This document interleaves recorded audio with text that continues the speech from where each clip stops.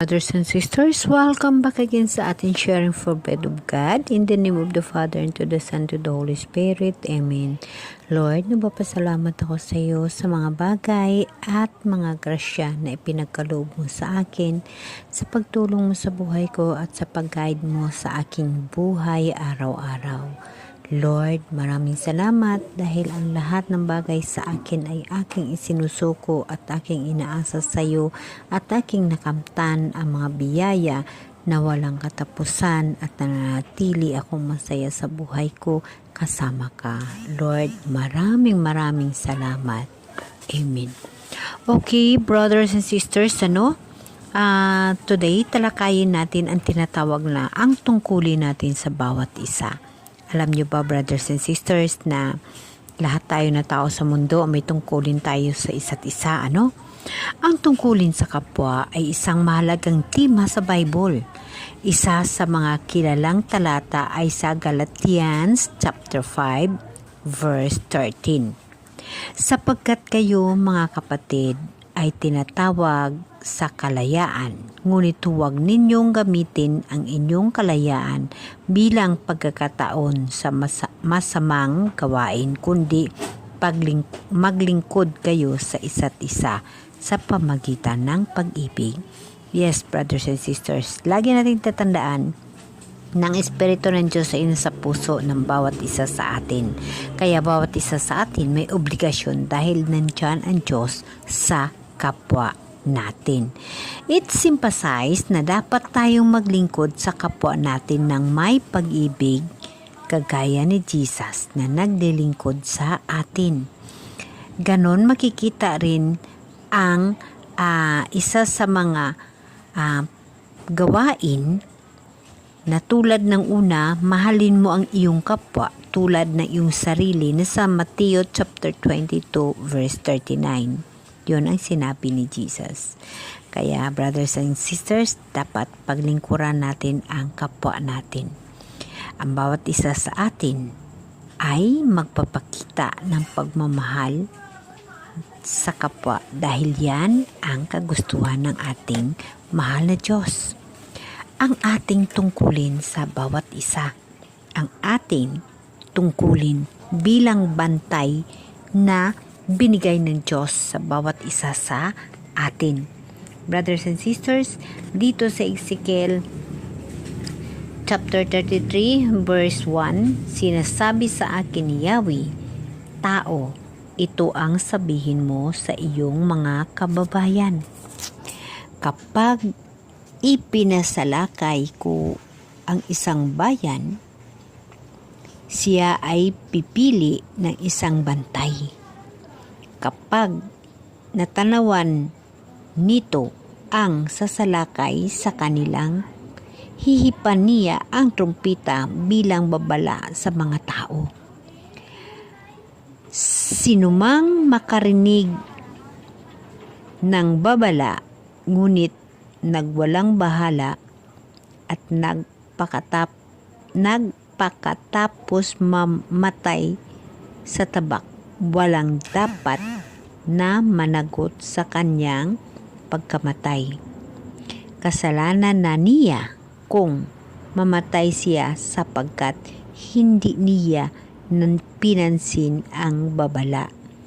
Maliligtas sana siya kung siya'y nakinig. Ngunit kung hindi hinipan ng bantay ang trumpeta, magpakita niya sa mga sasalakay at may napatay sa kanyang kababayan, ito ay pananagutan niya. Ikaw tao, ang ginagawa kong bantay ng Israel.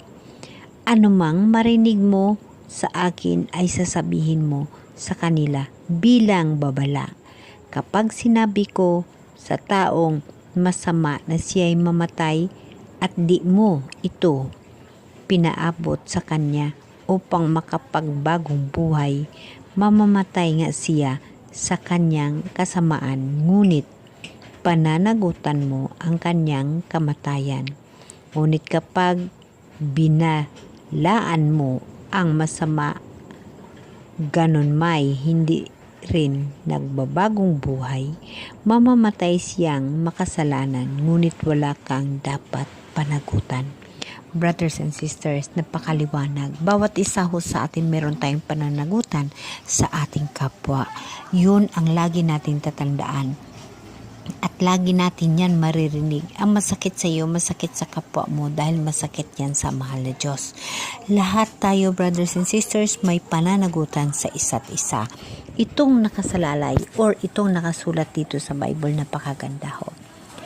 Kagaya lang, brothers and sisters, pag ikaw ay alam mo ang daan patungo sa Diyos, dapat mo ito ay ibabahagi sa kapwa mo. Dapat mo i-share sa kanila upang malaman nila ang dapat nilang gagawin, upang magiging alerto sila at maligtas sila sa kasalanan. Brothers and sisters, mayroon tayong tinatawag na obligasyon sa ating kapwa na iyon ang dapat natin bantayan. Maging isa tayong bantay sa ating kapwa. Brothers and sisters, alam mo ang daan patungo sa mahal na Diyos. Kaya ibabahagi mo ito sa ating mga kapatid upang maligtas ka at wala kang kasalanan pag may mangyari din sa kanila. Dahil, brothers and sisters, nakasaad sa ating Biblia na kapwa tayo may obligasyon sa isa't isa at tayo ang bantay. Dahil tayo'y nakaunawa ng ating tinatawag na Biblia or mayroon tayong kaalaman, mayroon tayong pag-uunawa, nagkaroon tayo ng Holy Spirit na gabay upang unawain ang nakalaad sa Bible, atin ito ibabahagi dahil marunong ho tayo or mayroon tayong kakayahan upang ibahagi ito sa ating kapwa. Dahil pag hindi ho natin ibahagi ang ating alam, ang ating pagsaksi sa kabutihan ng Diyos, ang ating mga miracle sa buhay na ibinigay ng Diyos, pag hindi natin ito ibibigay o isi-share o ibahagi sa ating kapwa, tayo ay may pananagutan pag sila ay hindi maliligtas. Brothers and sisters, kaya ito ay reflection sa sarili kong buhay. Kaya ako, marami akong tinatawag na biyaya mula sa Diyos, mga mirakulo. Ako ay nag-iisang saksi sa kabutihan ng Diyos sa buhay ko.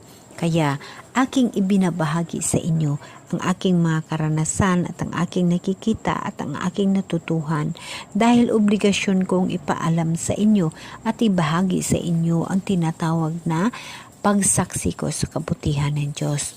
Brothers and sisters, tatandaan mo, ang mahal na Diyos ay napakabuti at walang hirap ang buhay pagkasama mo ang mahal na Diyos. Brothers and sisters, kailangan mo magbantay sa kapwa mo at paalalahanan mo ng kanilang mga masamang ginagawa o ang kanilang mga maling ginagawa na hindi kaaya-aya sa mata ng Diyos upang maligtas mo ang sarili mo at wala kang kasalanan.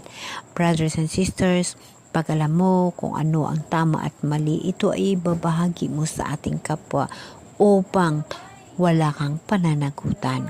Kaya ako, brothers and sisters, bilang ultimong tao at nananaliksik sa mga nakasulat sa Biblia, aking hiningian ng gabay sa Holy Spirit na ako'y gabayan at tulungan upang sa pag-uunawa ng mga nakasaad sa Biblia at aking maibabagi sa inyo upang magkaroon kayo ng kaalaman at ito ay makatulong din sa akin upang wala akong pananagutan sa aking kapwa dahil ako ay gumagawa ng paraan upang makatulong sa inyo. Ang dumadaan sa aking video, alam ko maraming nakikinig at marami rin nag-i-interest, kaya brothers and sisters, isa ho ito kabahagi ng buhay ko na aking tinutupad ayon sa utusan ng Diyos, ang magbantay or ang magpaalaala sa aking kapwa. Brothers and sisters, sa buhay natin, wala ho tayong dapat mithiin or pangarapin kundi ang buhay na walang hanggan na kung saan doon ang bagong Jerusalem at ang bagong langit at ang bagong lupa ay ibibigay ng Diyos. Brothers and sisters, pangarapin natin ang buhay na walang hanggan dahil ang buhay na walang hanggan na kasama ang Diyos ay yun ang pinaka-the best sa buhay kaysa dito sa buhay sa mundo. Tatandaan natin, brothers and sisters, na ang buhay dito sa mundo ay agi lamang. Ito ay hindi permanente. Ang kung anuman ang inyong ipinundar at ang inilagay dito sa mundo upang ipakita sa tao na ganyan na ang inyong naipundar, brothers and sisters, ito ay mga bagay na panandalian lamang at hindi ito permanente. Ang buhay na walang hanggan na kasama ng Diyos, yun ang pinaka-importante at the best na dapat natin unawain at paghahandaan ang pagsalubong sa mahal na Diyos. Dito nakasaad, ikaw tao ang ginagawa kong bantay ng Israel. Ang Israel, brothers and sisters, ito ho ang komunidad ng tao ng mahal na Diyos. Anumang marinig mo sa akin ay sabihin mo sa kanila bilang babala. Kapag sinabi ko sa taong mamamatay na masama at di mo ito ipinaabot sa kanya upang makapagbagong buhay, mamamatay nga siya sa kanyang kasamaan, ngunit pananagutan mo ang kanyang kamatayan. Ngunit kapag binabalaan mo ang masama, ganun may hindi na nagbagong buhay at namamatay siyang makasalanan, ngunit wala kang dapat panagutan.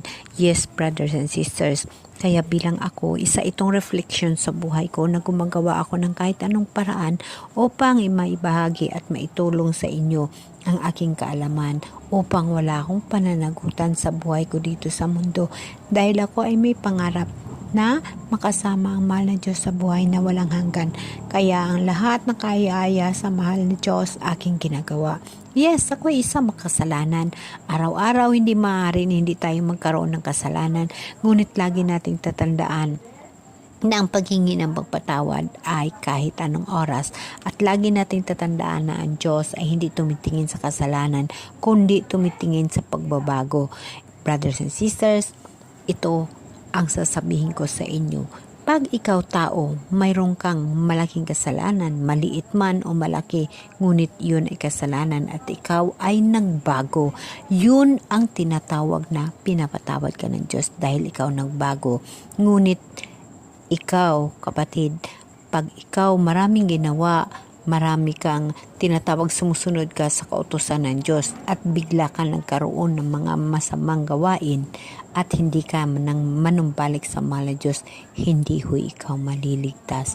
Ang kamatayan na tinatawag ho, ito ho yung pangalawang kamatayan na iyong matatanggap.